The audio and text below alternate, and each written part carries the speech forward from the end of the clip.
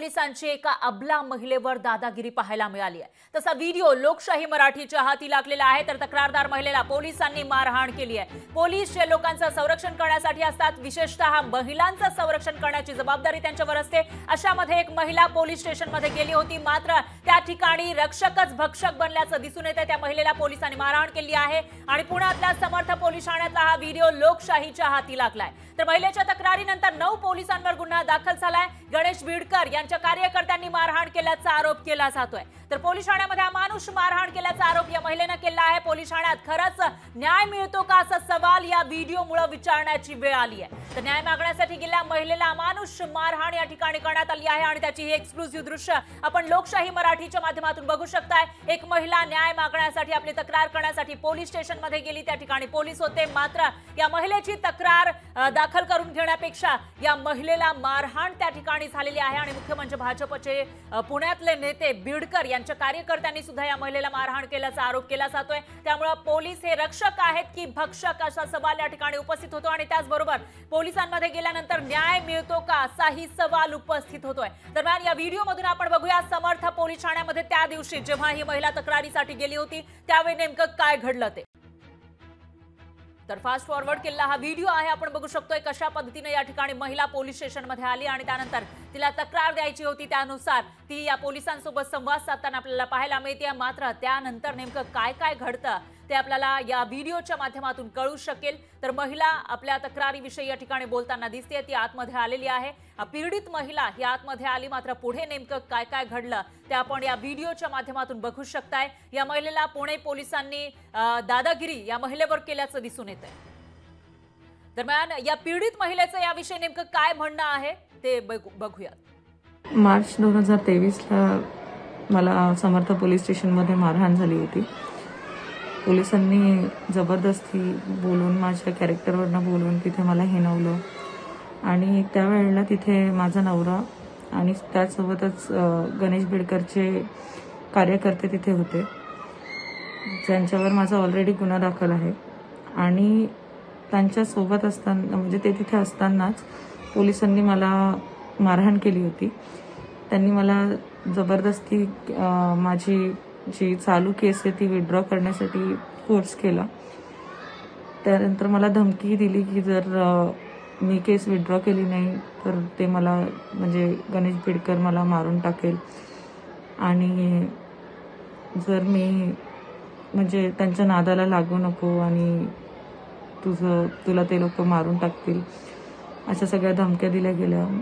मला अमानुषपणे मारहाण केली गेली, मला माझे कपडे काढण्याचा प्रयत्न केला गेला। तर ही धक्कादायक अशी माहिती आपण बघू शकतो, धक्कादायक असे आरोप या महिलेने केलेले आहे। लोकशाही मराठीच्या हाती त्या दिवशीचा व्हिडिओ सुद्धा लागलेला आहे आणि एक्सक्लुसिव्ह व्हिडिओ आपण या ठिकाणी बघू शकताय। समर्थ पोलीस स्टेशनमध्ये नेमकं काय घडलं होतं ते आपल्या समोर आहे आणि याविषयी अधिक माहितीसाठी आपले प्रतिनिधी चंद्रशेखर भांगे हे आपल्या सोबत थेट जोडले गेले आहेत पुण्यामधून।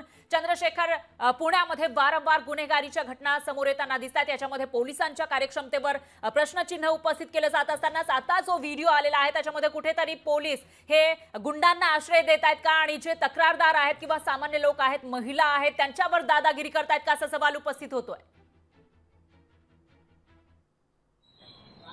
नक्कीच ही जी पीडिता आहे, 23 वर्षाची पीडिता महिलेनं तिच्या पतीविरोधात हडपसर पोलिसांमध्ये तक्रार दाखल केली होती आणि या तक्रारीनंतर तिच्या पती आणि त्याच्या मित्रांनी समर्थ पोलिसांमध्ये त्या पीडितेला बोलवून घेतलं आणि त्याच ठिकाणी आपण बघू शकतो की या पीडित महिलेला पोलीस महिला शिपाई, त्याचबरोबर त्या ठिकाणचे जे तत्कालीन वरिष्ठ पोलीस निरीक्षक आहेत हे सगळे चंद्रशेखर, मी थोडंसं थांबवतोय तुम्हाला। आपल्यासोबत ठाकरे गटाच्या सुषमा अंधारे ताई जोडल्या गेलेल्या आहेत, त्यांची प्रतिक्रिया आपण घेऊयात। सुषमा ताई, हा व्हिडिओ लोकशाही मराठीच्या हाती लागलेला आहे। एक महिला पोलिसांकडे गेलेली होती न्याय मागण्यासाठी, आपली तक्रार करण्यासाठी, मात्र उलट त्या महिलेला मारहाण करण्यात आली आहे किंवा त्याच्यावर दादागिरी केल्याचं या व्हिडिओतून दिसते। तुमची काय प्रतिक्रिया?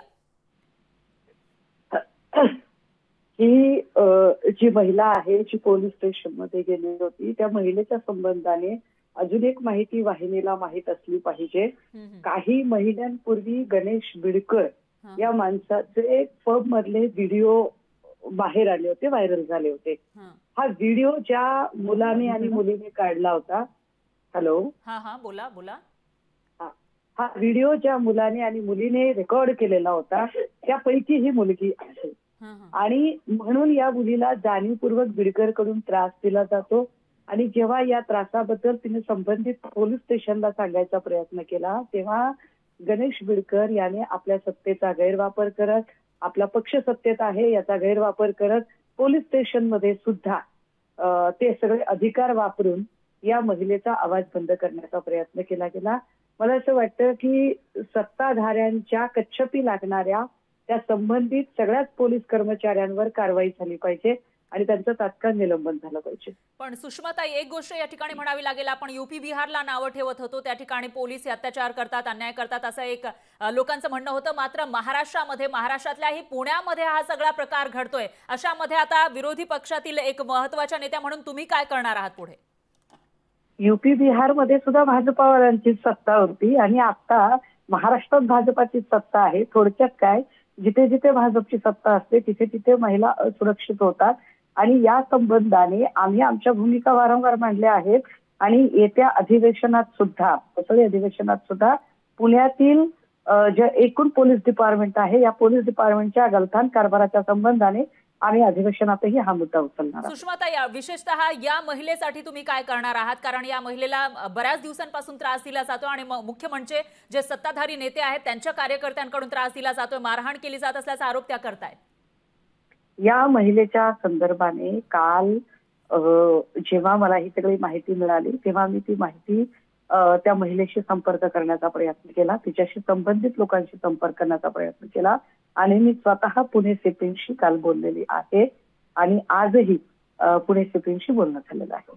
मग तुम्हाला पोलिसांकडून काय सांगितलं गेलंय? कारण पोलीस या महिलेवर दादागिरी करताना दिसत आहेत. पोलिसांकडून काही आपण अपेक्षाच करू नये, कारण पुण्यातल्या सगळ्याच पोलीस स्टेशनची ही अवस्था आहे. मी कालही म्हटलं की विमाननगर पोलीस स्टेशन मध्ये खोबरे नावाचे एक पीआय आहेत, त्यांच्या खाली 7 वर्षाचा मुलगा चिरडून मेलाय आणि स्वतः खोबरे नावाचे पीआय सांगतात की मुलगा सायकलवरून पडल्याचा बनाव करून घ्या तुम्ही म्हणून, आणि स्वतः पीआय खोबरेच यामध्ये मांडवली करण्याचा प्रयत्न करतात. त्यामुळे पुण्यातल्या पोलीस स्टेशन आणि पुण्यातले पोलीस कर्मचारी यांच्याकडून आपण अपेक्षा न केलेल्याच बऱ्या. मला असं वाटतंय की पुणे सीपी यांनी आपल्या आता कर्मचाऱ्यांच्या संबंधाने काय भूमिका घ्यायची आणि पुणे सीपीच्या संबंधाने गृहमंत्र्यांनी काय भूमिका घ्यायची हे जास्त स्पष्ट होणं गरजेचं आहे. आणि म्हणून मी म्हटलं की पुण्यातला एकूण पोलीस कर्मचाऱ्यांच्या संबंधाने त्यांच्या गलथानपणाच्या आणि त्यांच्या ज्या सुरस कथा रोज बाहेर येतात त्या संबंधाने अधिवेशनामध्ये आम्ही आमची भूमिका. निश्चितच सुषमाताई, तुमचा मुद्दा लक्षात आला आहे. आता त्याचे काय पडसाद समोर येतात, दखल घेतली जाते का ते बघावं लागणार आहे. दरम्यान धन्यवाद तुम्ही दिलेल्या या प्रतिक्रियेसाठी. यानंतर थेट जाऊयात रवींद्र धंगेकर, पुण्याचे आमदार हे आपल्यासोबत जोडले गेले आहेत. धंगेकरजी, तुम्ही पुण्यामध्ये जे काही गुन्हेगारीच्या घटना समोर येत आहेत त्याच्याविषयी वारंवार आवाज उठवत असता, मात्र आता तर थेट पोलीस स्टेशनमध्ये हा सगळा प्रकार घडलेला आहे. एक महिला पोलिसांचं संरक्षण मागण्यासाठी गेली होती, तक्रार करण्यासाठी गेली होती, तेव्हा पोलीसच तिच्यावर दादागिरी करताना दिसले. ह्याच्यामध्ये 2020 मध्ये ही महिला गरोदर होती 7 महिन्याची. त्यावेळेला हिला चौकीत बोलून घेतलं त्यांनी आणि तिच्यावर दादागिरी केली. त्यावेळेला त्या भागाचे नगरसेवक गणेश बिडकर आणि अक्षय आवटेची आई आशा आवटे हे एकत्र येऊन त्या मुलीला दमबाजी करत होते चौकीमध्ये आणि तिचं असणारं पोटूशी बाळ हे ते कमी कर अशी धमकी त्या चौकीमध्ये देत होते. त्यावेळेला त्या ठिकाणी असलेले सिनियर पीआय साठे म्हणून होते, पीआय साठे का कोणतरी होतं ते होते. आणि त्यावेळेला ती महिला सातत्यानं चौकीमध्ये तिची बाजू मांडत होते, पण पोलीस गणेश बिडकरांचं ऐकून त्या महिलेला त्रास देत होते. आणि त्यानंतर तिच्यावर एक सीसी फुटेज आता मी बघितल्यासारखं झालंय, त्याच्यामध्ये तिचं बाळ बाजूला आहे आणि तिला ओढत नेऊन तिला मारहाण करण्यासाठी त्या एका रूम मध्ये घेत आहेत. अशा पद्धतीचं ते चित्र त्या ठिकाणी दिसतंय. फुले शाहू आंबेडकर विचाराच्या महाराष्ट्रामध्ये, सावित्रीबाई फुलेंच्या महाराष्ट्रामध्ये, जिजामातेच्या महाराष्ट्रामध्ये अशा पद्धतीनं भारतीय जनता पार्टीचे गणेश बिडकर ज्या पद्धतीनं पोलिसांना हाताशी धरून लोकांवर राजकीय दबाव टाकून ज्या पद्धतीनं हे गुन्हे चुकीच्या पद्धतीने दिशेने नेऊन स्वतः पोलीस वेटबिगर आहेत, त्याचे कामगार आहेत, अशा पद्धतीनं पोलिसांवर पेशडून अशा पद्धतीचे गुन्हे ते करतायत. आज हाकनाक 7-8 पोलिसांवर ज्या पद्धतीने आज गुन्हा दाखल होतोय, ही पोलीस खात्याने शर्मेने मान घालण्यासारखा विषय आहे. त्याच्यामध्ये अर्जुन दिवेकर असतील, करपे असतील, गाडेकर असतील, अनेक त्यात आपळे म्हणून आहेत आणि त्याच्यामध्ये आवटे म्हणून असे अनेक शिपाई आहेत, महिला भगिनी आहेत. आमच्या पोलीस चुकीच्या पद्धतीने हाताळलेल्या प्रकरणामुळे यांना हाकणं बॉम्ब अशा पद्धतीच्या कारवाईला समोर जाते.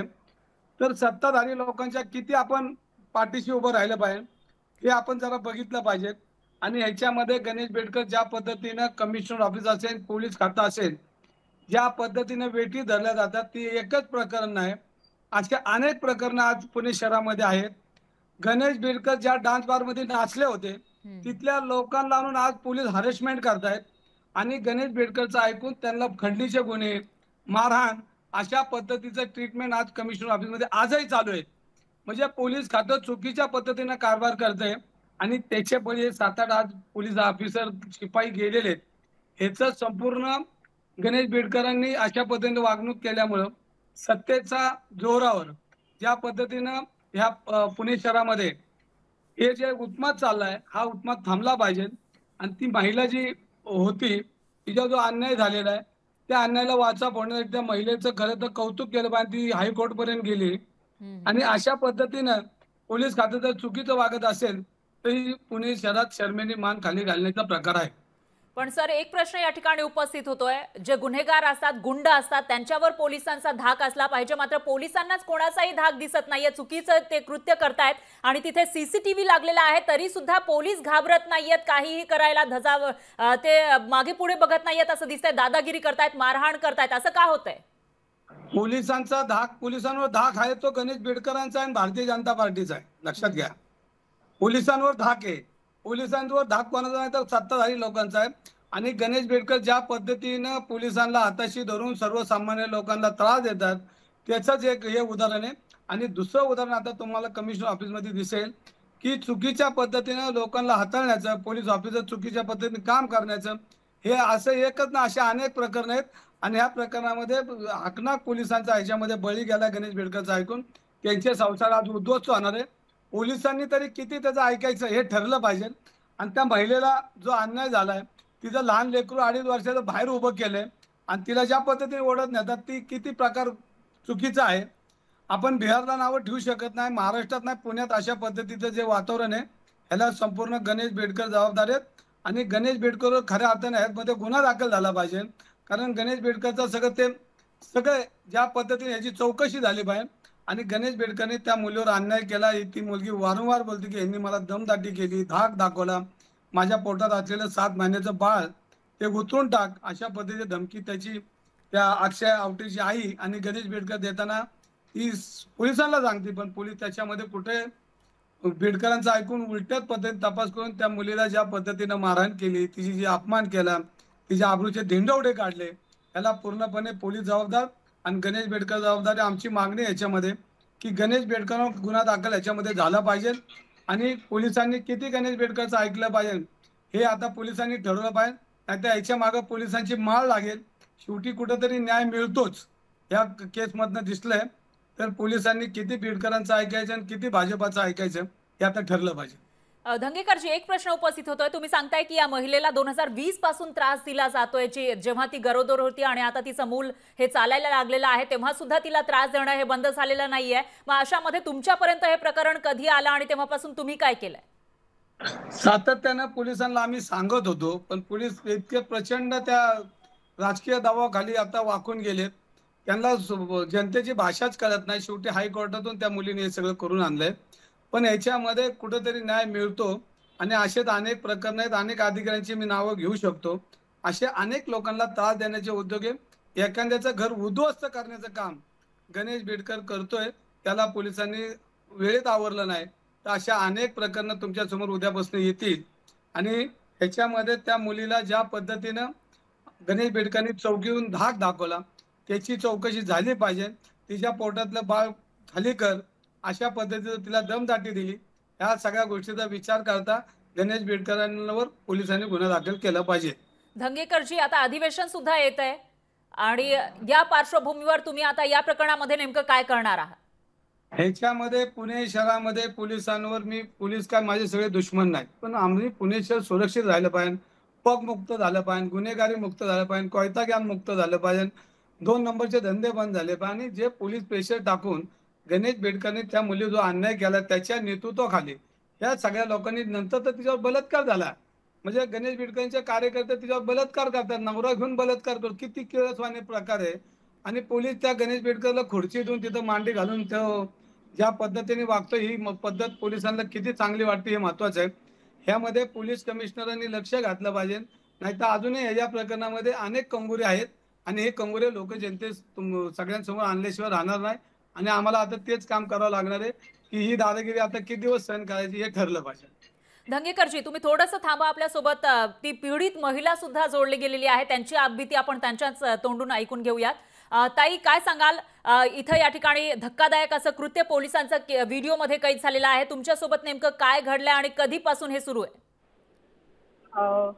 ऍक्च्युली 2020 मध्ये गणेश बेडकर जेव्हा मी 7 महिने प्रेग्नेंट होती, माझा नवरा माझ्याशी लग्न करत नव्हता आणि त्याला पळवून लावण्यामागे पण त्या बेडकरचीच मदत होती.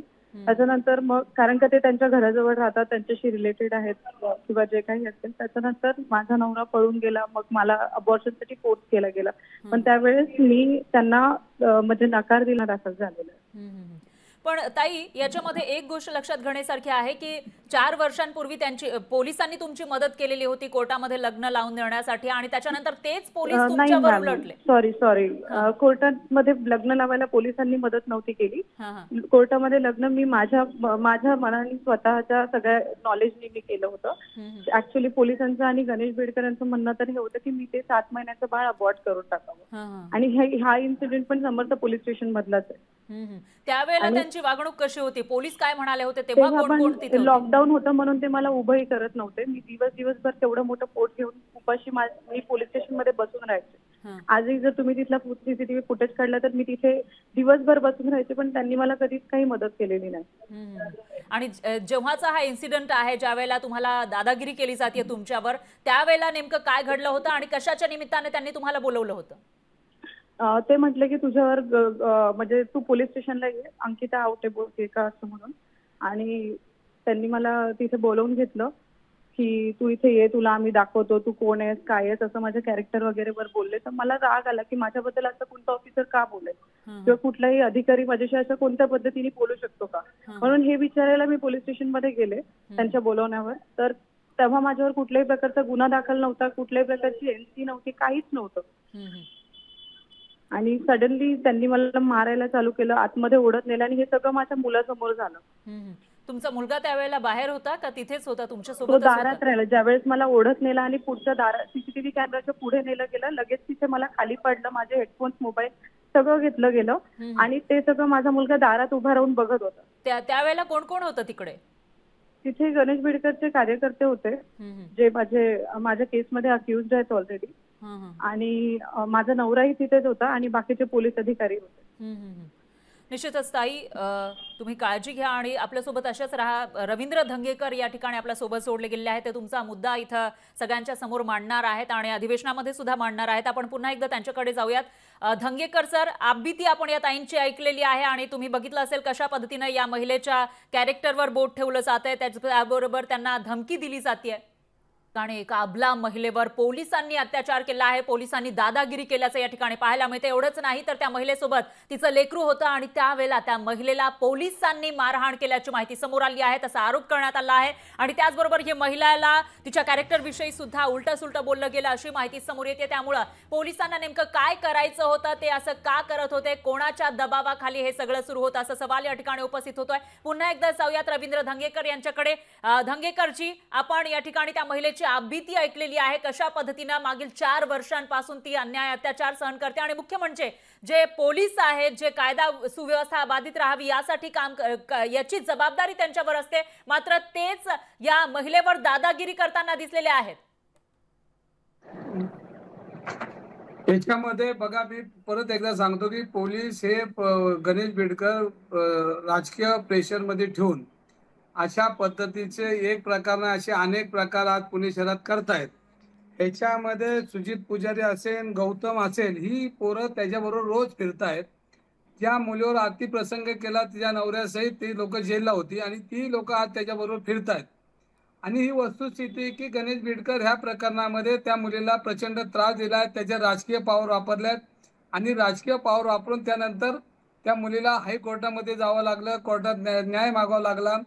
ज्या मुलीचं बाळ 2.5 वर्षाचं बाहेर उभं करतात आणि तिला ओढत नेतात, किती प्रचंड वाईट घटना आहे. म्हणजे माणुसकीला शोभणारी नाही. आणि पोलीस खातं ज्या पद्धतीने काम करतंय, सुपारी घेतल्यासारखं काम केलं आणि त्या मुलीला इतका प्रचंड त्रास दिलाय. तिचं तर बाळ गरोदर असताना तिचं बाळ खाली करण्यासाठी यांनी तिला प्रेशर केला. पोलिसांनी तर खरं तर त्यावेळेस गुन्हा दाखल करायला पाहिजे होता त्या आशा आवटे आणि गणेश बीडकरांवर. पण पोलीस ज्या पद्धतीनं काम करते ही पद्धत अत्यंत चुकीची आहे. अनेक अशा अधिकारी की त्या पोलीस ह्या गणेश बीडकरच्या नादी लागून घरी बसतील, त्यातले 5-6 आता बसलेत आणि अजून एक 2-4 बसण्याची शक्यता आहे. कारण गणेश बीडकर हे गृह खात्यातल्या अनेक लोकांशी संबंधित असल्यामुळे ते पोलिसांवर प्रेशर टाकतात आणि अशा पद्धतीने गुन्हेगार आणि स्वतःचं वर्चस्व वाढवण्याकरता सर्वसामान्यांना त्रास देण्याचं काम करतात. अनेक गुन्हेगार त्यांच्या हाताशी असतात, पाठीशी असतात आणि जे बलात्कारी गुन्हेगार आहेत हे त्याच्याबरोबर फोटोवर दिसतात. आज मी फोटो रस्त्यावर बघितले असतील तर त्यांचे फोटो यांच्याबरोबर जोडलेले आहेत. अशा पद्धतीचं गणेश बीडकरांचं राजकारण हे समाजाला हानिकारक आहे. ज्या मुलीच्या वेदना आपण ऐकल्यानंतर आपल्यालाही मुलीबाळी आहेत याची जाणीव जर पोलिसांना होत नसेल तर मग आपण आता जगायचं कुठं, राहायचं कुठं, अशी परिस्थिती निर्माण झाली. तर ह्या प्रकरणामध्ये खरं तर पोलीस आयुक्तांनी गणेश बीडकरांवर गुन्हा दाखल केला पाहिजे. जे 6 पोलीस आज घरी बसणार आहेत त्यांच्या कुटुंबाचं काय करणार हा महत्वाचा भाग याच्यामध्ये. आणि याच्यामध्ये गणेश बीडकर अत्यंत चुकीचं काम करतात. ज्या मुलीला इतका त्रास दिलाय तर त्याच्यावर खऱ्या अर्थाने गणेश बीडकरवर गुन्हा दाखल झाला पाहिजे.